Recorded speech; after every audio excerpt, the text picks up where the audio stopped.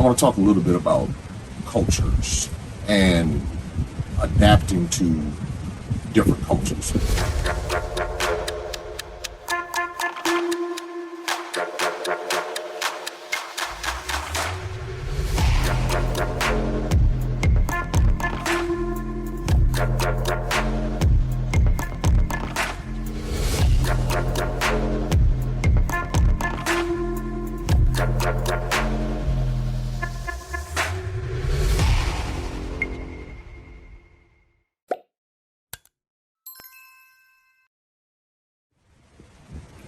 And this was one of the lessons that I had to learn, and I'm glad that I have people on the ground here in Ghana and in the different places that I go, because sometimes if we don't understand the cultural differences, then we always see the world through our lens instinctively, and then we adapt, and we say at that point, let me look at it through someone else's lens. So whenever you travel internationally, that's something that's wise to do. So we'll look at something and call it poor, when in actuality, it's not poor to them because that's how they live. So I've adjusted and adapted the way that I see things so that I'm not looking and insulting someone based upon a Western standard. And I hear a lot of us do this from the West. We'll come in and we'll say, oh, look at these conditions, it's so horrible. Oh, we need to go fix it and change it. But in actuality, that's their culture. That's how they live. That's what it is. And it's not nasty or filthy. It's maybe to our standards it might be. But to their standards, that's how they live. And then they might come and see some things that we're doing and say, oh, goodness, I could never do that. That's, oh man, what you all are doing is this and that. So what I've learned to do is try to understand the context. Now, there are some things that were shocking to me from a cultural perspective. And I had to really slow down and adjust even my own thought process. And who was I talking to? I was talking to someone, and they were sharing how even on the continent, a lot of people don't see other ethnic groups the same way many African Americans or Afro-Caribbean or even Afro South American people may see, say, Europeans. So, and it really goes back to how colonization impacted each area. And I equate it to like a parent who might have a lot of children, and I hate to use that term parent as if they like have real authority, but for the sake of the analogy, let me break it down for you. So let's say you have a parent, and the parent has 10 children, but let's say the parent parents each child differently. So each child has a different perspective of that particular parent. I mean, I know in my own family, when it comes to my father parents each one of his children differently, and we all have a different perspective of him. Same person, but different perspective of that person based upon level of treatment. Some love him, some could, really not care much for him at all. So when it comes to colonization, you have different colonies that colonize different areas, and actually even some colonizers treated different colonies better than others. So let's say, for example, you have the French and the British who were the dominant colonizers, and the Dutch. But in particular with Africa, you dealt with a lot of French and British, and with the lasting impact. And then down in South Africa, you have the Dutch with the lasting impact. But the Dutch were all over the place too. And then, of course, the Portuguese got it started. But you will see how, let's say, for instance, South Africa is a Dutch-British colony, a British-Dutch colony, and it has a lot of quote-unquote development. And that is as a result of how the resources were placed and built up in that particular area. But then if you come to some place like Ghana or the Gambia or Sierra Leone, you might not see that same type of quote-unquote development. And I don't say that in a good sense or bad sense, just saying that you won't see the same level of the particular influence from the British colonies, and for whatever reason. So the responses may be different, because if you have a positive viewpoint of those amenities, then when somebody comes in, say from the West, or from America in particular, and they say, man, what y'all doing running behind all these white people? What's up with this? Now, here's what's interesting. is that even when it comes to quote unquote African Americans, I use that term only because that's a term that everybody understands. I tell everybody that African Americans are as diverse as the continent of Africa. All African Americans don't see everything the same way. African Americans in Texas are very different from African Americans in Seattle, Washington. Or how about this? African Americans in different parts of Texas are very different from each other. You have the Low Country area where Georgia, South Carolina, Florida, North Carolina, who are very different from those who grow up in the mid areas or the central areas of those particular states. You have D.C. African Americans, very different from New York African Americans. So it's just to understand that there's diversity everywhere, and everybody's perspective is very different. So I say all of that to say that when I came here and I saw the how the European influence is still so very strong and unchecked, that caught me by surprise. I saw the false white Jesus images everywhere. I saw the black preachers with the white Jesus, and nobody seemed to say anything about it. Now, in America, I'm saying this, the same thing is going on. It just depends on where you are. So I had to stop and think to myself, 40, 50 years ago, that was the norm in America. You could go to a black church, any black church in America, and get a fan with that fake white Jesus image. And that image would be the image that everyone would be fanning and everything. And you see them up in the stained glass windows, this same particular image everywhere. So I recognized that as more and more people talked about it, that's when more churches started taking it down. You don't have to go back 40, 50 years. You can go back 20 years.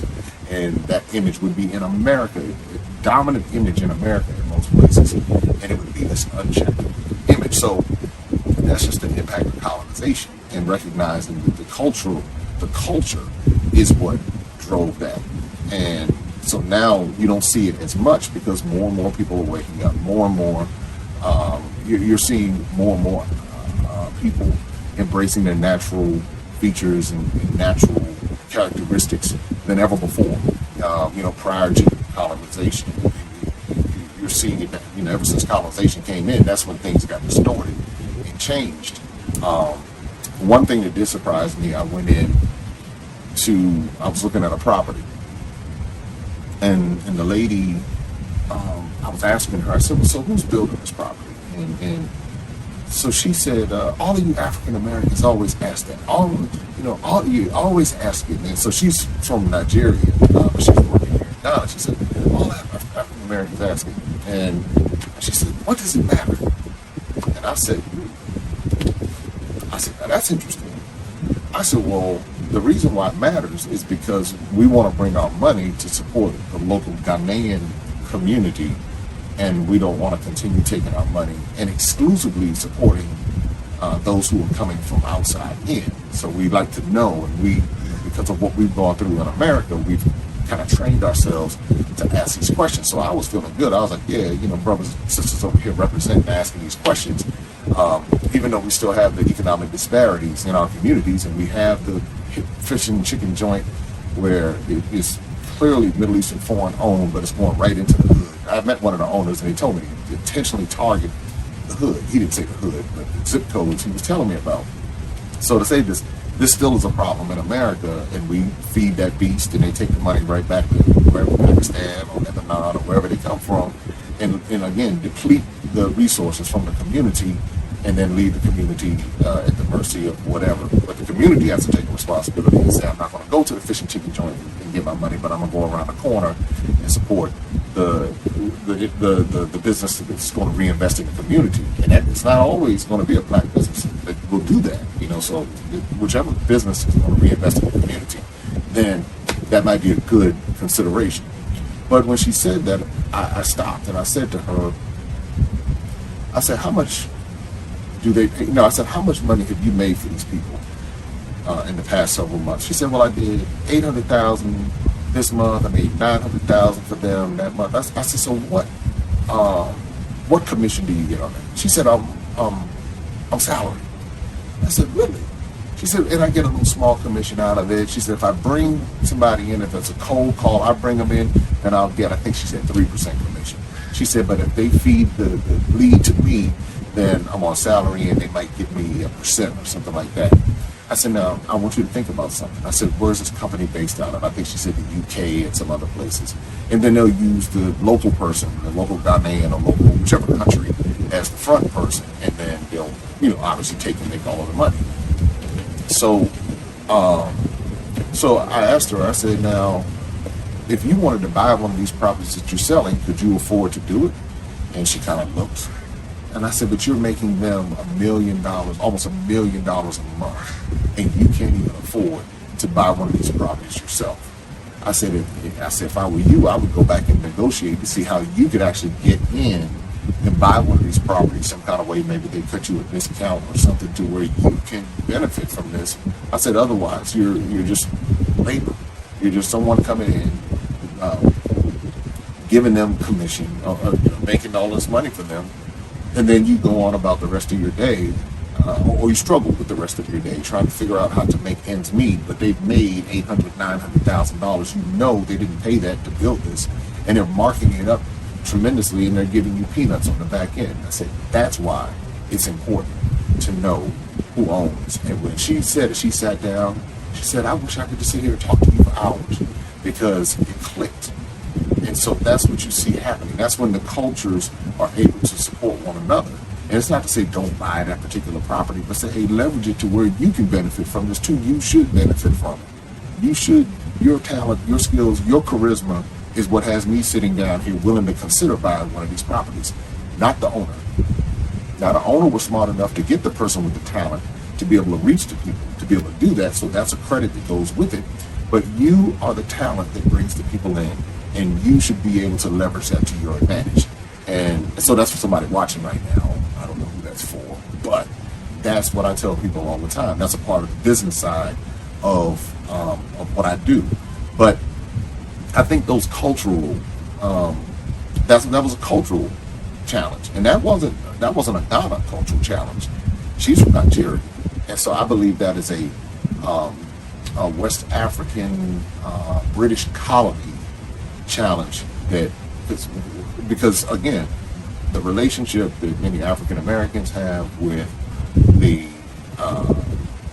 establishment is perceived to be very different from what, because you see the oppression. And when I say the oppression, because really it's like a double-edged sword. In my interview with Fazea, he really talks about it, because on one hand we deal with the discrimination, on the next hand we benefit from being African American. So it's like on one hand, depending on where, because there are many places in Africa that treat you really well because you are African American. But then they do the same thing with Europeans, treat them exceptionally well. And so you kind of see that. So it's really a very interesting kind of dynamic where you can see the two sides of this coin. And it's very interesting, because again, I'll go places and people, oh man, how are you, brother? Welcome home. Oh man, and then sometimes you'll get to places where you go and they'll look at you and they'll just kind of treat you like feel. So it just depends on where you go, who you're dealing with. But yeah, it's one of the things I always try to do. I want to be able to uplift, but I'm going to tell the truth. And I was telling somebody, because they said, well, in West Africa, they don't like for you to, talk about the dirty laundry. They don't want you to talk about that. I said, well, yeah. I said, I get it. I said, a lot of Black Americans like that too. I said, that's one of the reasons why we still got some of the craziness going on in our communities, because we're trying to cover it up. And I said, that's a dysfunction. I said, that's not, well, you're not going to ever move forward covering up. That's not going to happen. You got to go clean them things out. And sometimes you got to air them out and all of that. Sometimes that's what you have to do. But I said on the other side of it, though, I said, when it comes to the people who follow me, they're expecting me to tell them the truth, because those are the people I go after. I don't go after people who don't want the truth, because at that point now I become disingenuous to myself. And now I'm out here just trying to say, I'm doing it for followers and likes and all of that, and I've never done that. And so my thing is to be able to say, hey, these are some things that you might encounter when you go there, or this is what you might see. And it's not to ever disparage anyone or put anyone down, but it's to say, hey, from if people want to come visit someplace, people extending an invitation, but yet at the same time, if they're trying to manipulate them on the back end, that's going to make the situation worse, and they're going to say, I don't ever want to have to go back again. But if they understand these are some of the cultural differences that you're going to face when you come, then at that point, that person can say, okay, and be prepared for it. That's what I do with my tours. I said, listen, be prepared for this when you come, so that you aren't shocked. I can tell the people who like, if we do a tour and somebody doesn't participate in our trainings, I can tell the instant when they get there and they open their mouth and they start complaining, then it's kind of like, okay, you didn't take the training, because I'm hearing all this complaining. That rhymed a little bit. But then also, for me, I know my culture. I know my people in America. And I know many of us complain, because we have been spoiled. We're used to certain things being a particular way. If we don't eat 3 square meals and 5 snacks a day, then we're going to start complaining. In other words, if we don't get that sugar rush, then we're going to start complaining. So I understand that. And that's not everybody, but it's enough of us, trust me. Once I understand that, then you're able to make your preparations so that issue is not, so it doesn't become an issue. So that's some of the things from a cultural perspective. And whoever masters customer service will win. Whoever masters it when it comes to traveling to Africa and preparing the people, training the people, will win when they get here. Like I said, I'm at this resort right now. I'm almost 100%. It's not dining at home, but the customer service is so good from the Ghanaian staff that I would feel comfortable bringing a group of Westerners here, because whoever does home understands team building, systems, customer service, training, all of that, and that's something that, again, that's cultural. Because some cultures don't care about that, where other cultures are very, that's a part of their fiber. So they're winning here because of it. And I mean, and they're not, Takoradi is, I would venture, probably a 5 or 6 hour drive from Accra. It's a 30 minute flight from Accra. But this particular location is probably 5 or 6 hour drive, at least, from Accra. So it's not like people are going to be hopping out here to just drive. But I guarantee you this place stays full. I guarantee you everybody likes good customer service, and that's one of the reasons why I would bring like the youth. I'm seriously thinking about bringing them here, because this place is just that chill. It really feels like one of the spots in Mexico. I mean, that's how they deliver it. One of those upscale resort areas that has that vibe to it, and so that's the deal. But anyway, that's my thoughts on culture.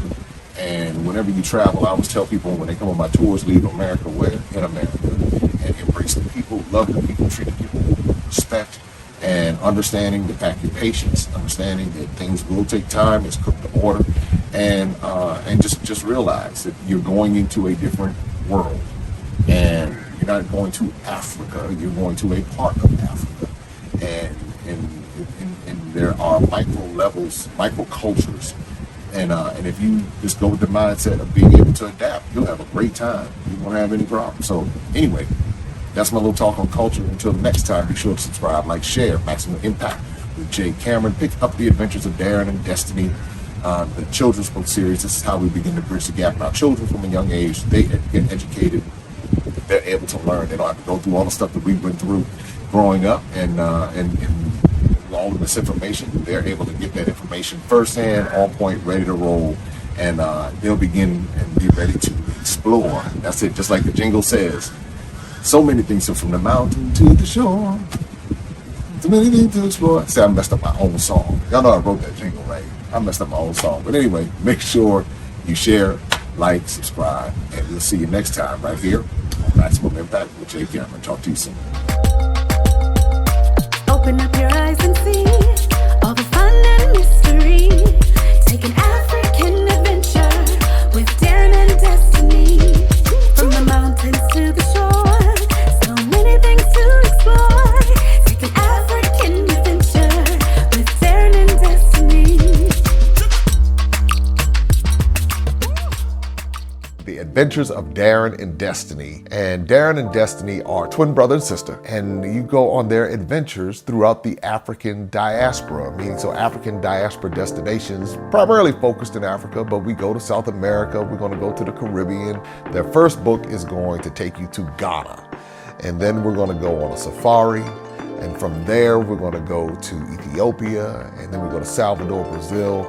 And what the goal is to be able to inspire curiosity in the continent of Africa, in our children from a very young age, and to really tell a more accurate story. Most of our children are exposed to negative images, late night infomercials about how bad things are, everybody's sick, everybody's poor, everyone's uneducated, but that's simply not true. So what Darren and Destiny and their family do is they go to different African destinations. They are learning about these different places. You're beginning to see positive images, but still telling the truth. I mean, that's the important thing, to tell the truth about some of the things that have occurred. But it's all done on our children's level so they begin to understand it.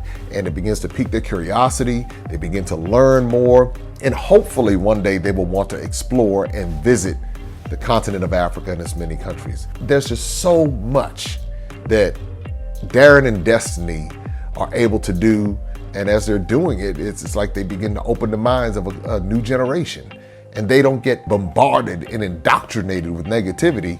They're actually able to see positivity and inspiring images and messages about the African diaspora, as well as those who are still indigenous to the continent of Africa, and they begin to learn more and just see things differently. So I'm excited about introducing the Adventures of Darren and Destiny.